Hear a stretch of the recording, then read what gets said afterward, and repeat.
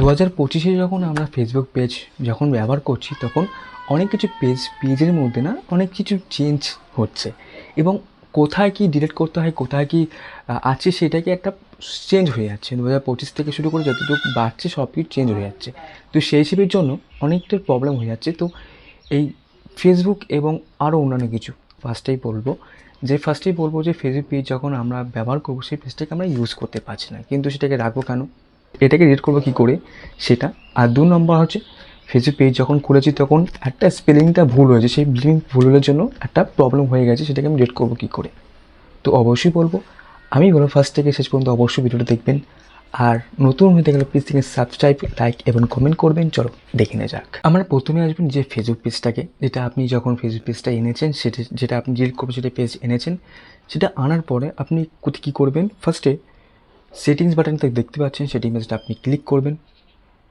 তারপর নিচে টানবেন, সেটিংস দেখতে পাচ্ছেন, সেটিং বাটনে এটা এখানে আছে, এটা আপনি সেটিংটি ক্লিক করবেন। ক্লিক করার পর নিচে আনবেন,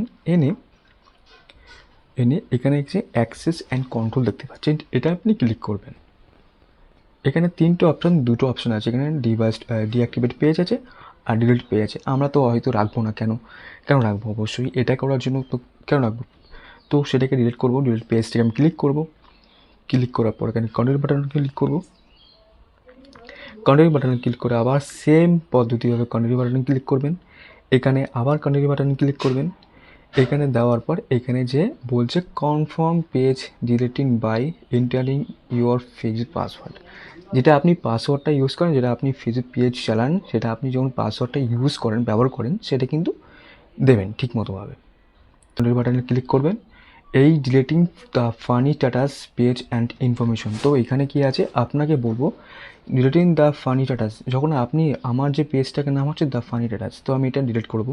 যখন আপনার পেজ ডিলিট করবেন, সেই পেজের নামটা কিন্তু এখানে শো করে দেখাবে, যে আপনার নামটা, আপনার ফেসবুক পেজ নাম বলবেন এবং ইনফরমেশনটি ক্লিক করবেন, ব্যাস one of delete on Facebook page. তো এখানে দেওয়ার পর নিচে দেবেন ক্লিক, দেখতে পাচ্ছেন ডিলিট পেজ আছে, এই পেজটায় ক্লিক করবেন, ব্যাস একটু ওয়েট করতে হবে, ব্যাস ফেসবুক পেজটা আমার ডিলিট হয়ে গেল।